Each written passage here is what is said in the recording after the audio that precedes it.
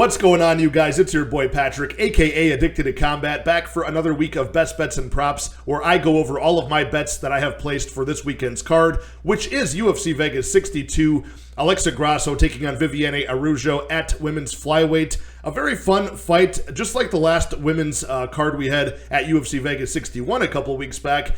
Very high-level women's fight, like Mackenzie Dern and Yan Xiaonan was fun. A good 5-round scrap there. I think this one should deliver as well with 12 fights on the card. Obviously, we are all waiting for UFC 280, which is the star-studded pay-per-view next week. But this week, we've got 12 fights ahead of us, and I've got bets on 4 money lines and about 4 or 5 props as well, and 1 parlay. I gotta say, this is a very tough betting card, in my opinion. I think the bookies really got this correct this week. Maybe it was that week off where the lines were released and they got corrected, but I just really think there's a lot of untrustworthy fighters in this card, some young versus old matchups, and, the bookies were just sharp this week. So I'm doing the best I can. Unlike the last card where I had 2 pretty strong convictions on underdogs like Yan Xiaonan, who came through, and Brendan Allen, who came through. This week, I really don't have those spots. So I'm going to start with Alexa Grasso to get the victory in the main event. At minus 196 odds, I got her at. I put 2 units to win, just slightly over 1 unit on the main event. And I think Grasso's the side here. I really do think that the 5-round nature of this fight favors her over Viviane Araujo, who tends to slow down, does Araujo in rounds 2 and especially round 3. And when she slows down, the takedown offense that she likes to employ early in the fight, very slow, predictable, not as much oomph behind it, and her defense striking-wise does tend to fall apart as well as she tires. Now, I think that Viviane Araujo's got the best chance early in this fight. Get the takedowns going, hopefully continue that success, but I don't think it's going to last. So I do not only like the moneyline bet I have placed on her at minus 196, I would still play her currently at minus 220, but live betting her after round 1, live bet Alexa Grasso in between rounds 1 and rounds 2. If you're seeing the live odds in between, minus 170, minus 180, that's, accounting for if Viviane Araujo is successful early with the takedowns and Grasso just has to defend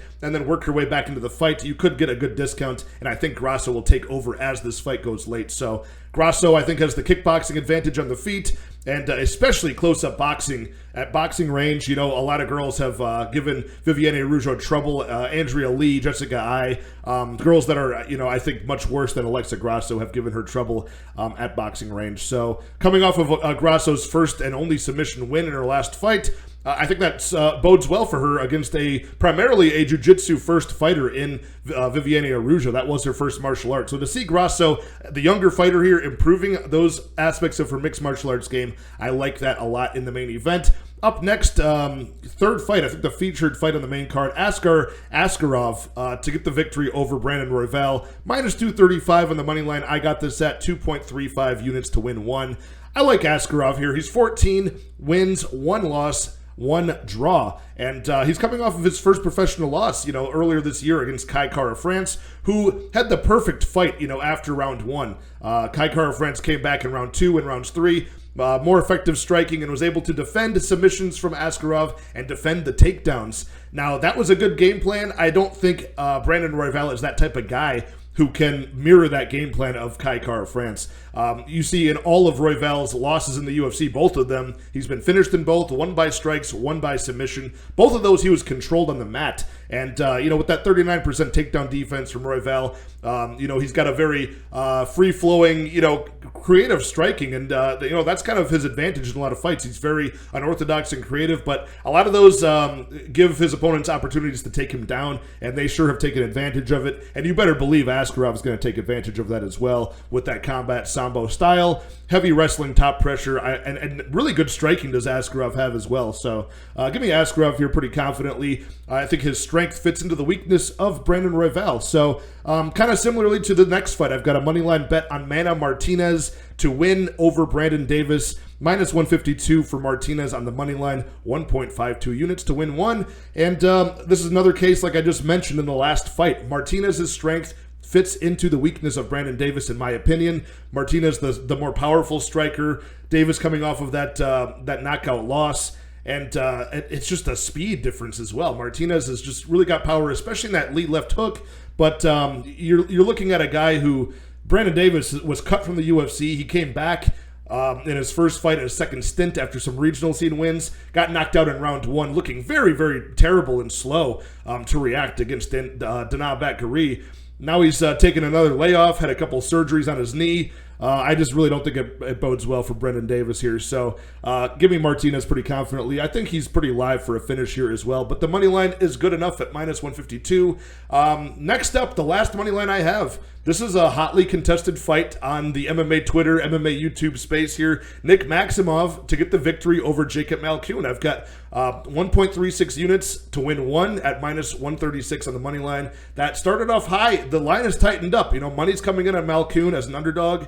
I get it. People are seeing this the way that I'm seeing this. They're seeing mostly a grappling matchup here. And Malkoun has looked good as a wrestler so far in the UFC. And Nick Maximov is coming off of a grappling-based loss, right? He got choked out by Petrosky most recently in round 1. His first professional loss. So I think Maximov is looking subpar, but he's fighting all wrestlers. He's fighting a college wrestler in Cody Brundage, a college wrestler in Punahele Soriano, and of course, a lifetime wrestler in Andre Petrosky just beat him, caught him lacking. Nick Maximov is still very young, able to improve, and he's going to be the bigger man here at the middleweight division. So I think Malkoun has been looking very good in the wrestling, but it's against non-wrestlers, right? And it's against a similar type of opponent for Malkoun, guys who have explosive energy early and then fade late when they get grinded on. That is not Nick Maximov. Maximov's got good cardio. He's there to last all 3 rounds, but examples of that for Malkoun, of course, Phil Hawes. Beat him early. He's a fast starter. He beat him in 18 seconds. Knocked out Malkoun in his debut. Then he fought AJ Dobson, who's a very fast starter who's making his debut. And he fought Abdul Razak Al Hassan, who very fast starter, fades late. So these types of opponents, Malkoun has looked decent against.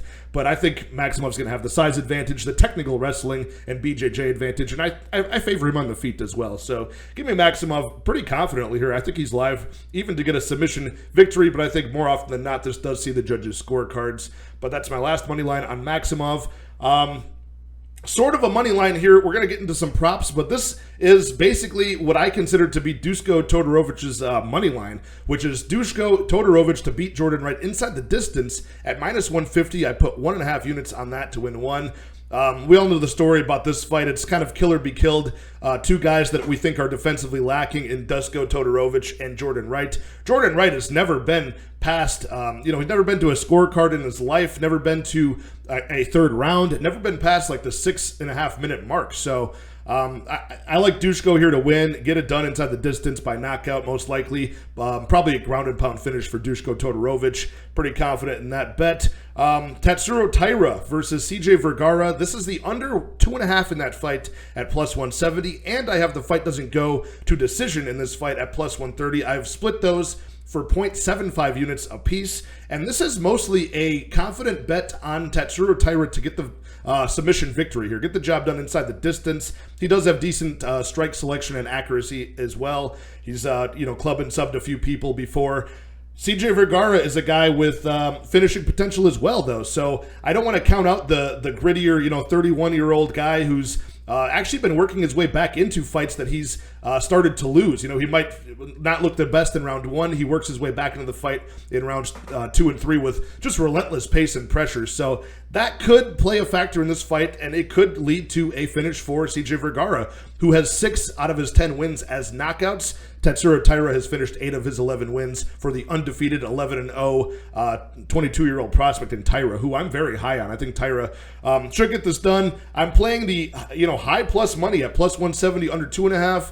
I'm also splitting that up with the plus 130 fight doesn't go to decision. Just in case there's like a late submission for Tatsuro Taira, I would still be profitable if this goes, after 2.5, but still finishes. So, pretty much leaving the door open. I think plus 170 is a fair price on Tatsuro Taira to win inside the distance. I know you can get just that sole prop at like plus 220, but to leave that door open for the, the grittier guy and CJ Vergara to, maybe break the young undefeated Taira with his pace and pressure, just to leave that door open and take plus 170 versus plus 225 for Taira inside the distance. I like that. I'm playing a little bit safe with that, but either way, I'm still expecting these guys to finish one another in this fight. So Another time prop is Menefield versus Serkinov, the under 1.5 at -110.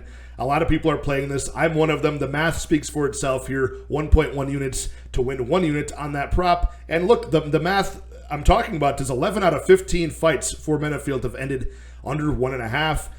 18 of 23 fights for Serkinov have finished under 1.5. There's a huge streak of round 1 finishes, a huge trend on that side of things. Menefield probably going to knock out Serkinov early, or Serkinov could, take Menefield to the ground. Maybe Menefield does knock down Serkinov, follows him into his guard, and Serkinov's got all types of submissions from various angles. So both guys are dangerous. Both guys are dangerous early and tend to fade late. So I like that under 1.5 there at a fair price.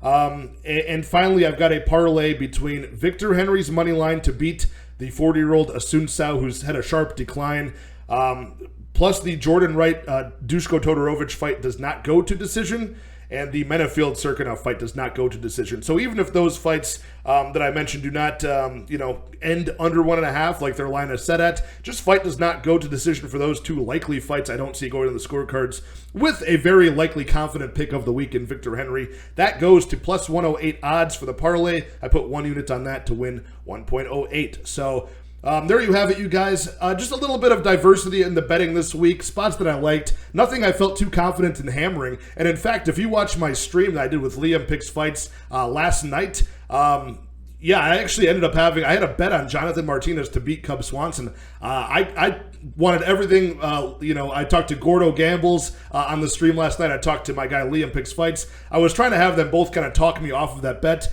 and finally Liam put the nail in the coffin, and I gave him the final decision to cash out that bet. I was on a bookie in Bovada Sportsbook. They allowed me to cash back that 1.7 units I had on it. I think Cub Swanson is live to get a victory here. Obviously, I'm still picking Martinez. If you watch my full card breakdown, I lay out why. But, I just really think it comes down to the weigh-ins, And sometimes the weigh-ins are deceiving. Cub Swanson might look terrible on the scales and then come through and deliver. He's a dangerous guy. The more I looked into that fight, the more I was kind of wishy-washy on both sides. So even though I picked Martinez to win, I stand by that. It's too close of a fight for me to have laid 1.7 units on one side. So that's a bet that I probably laid out on my full card breakdown. I did cash that one out. So if you watched that and you were trying to tail that, no longer doing that one. So these are all my bets I've laid out on this Bets, and Props video. Catch the full card breakdown I did earlier in the week if you want details on these picks further than what I've just laid out. Hit that like, hit that subscribe. I'll talk to you guys on Sunday for the recap as always. And I'm hoping to have the UFC 280 full card breakdown out shortly after, probably on the same day on Sunday. So that's my goal. I want to get that done nice and early, beat some of the line movement that's already been out for a while. And boy, is that an exciting card. I hope all those fights stay intact. Again, thank you guys all for your support. The channel is still growing towards 500 subscribers. I appreciate all of your guys' time and, meeting all you guys in the comments and, on Twitter and whatnot. It's been an absolute pleasure. So let's keep moving forward through the end of the year. 6 fights from the UFC in a row. And I will talk to you guys next time. Enjoy the fights.